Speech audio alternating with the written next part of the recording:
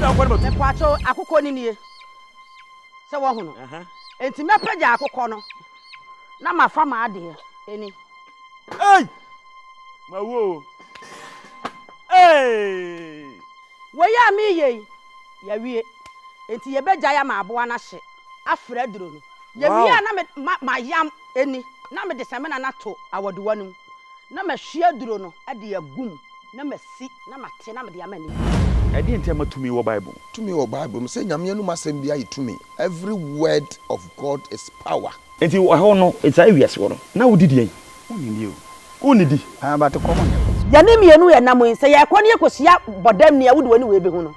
ba bodam ni wani foforo nti wo hu se wo a wo ba no ye baifo a wo hu no enti na me de ade ma wa ya me ka kire wo say me de ade ma wa kasa because e ka oni pedua pa angel no baba ho oba na wan kasa te se wa fra kwala begina ho se wo soma no na on ka hwe na o gina ho on se ye wo mema bia amoba mani susa pa body ye si hoyi ne flower na ewo ano fefefe kokko no a edi nkan ba ansa na body na ba no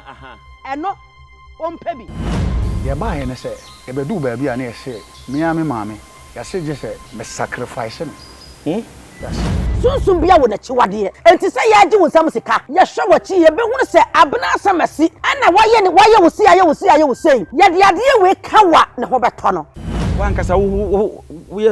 spiritual man enso tibi di nso ye adwuma me de nso ye adwuma wo ko nsuo mu a na wo se wo koye direction a gina wo adwene ko a wo de ko nsuo no mu na wo nipa na wo ko nsuo mu honhom ko a de na se kwan abie kese no me poacho we ye friend vaginal steaming mo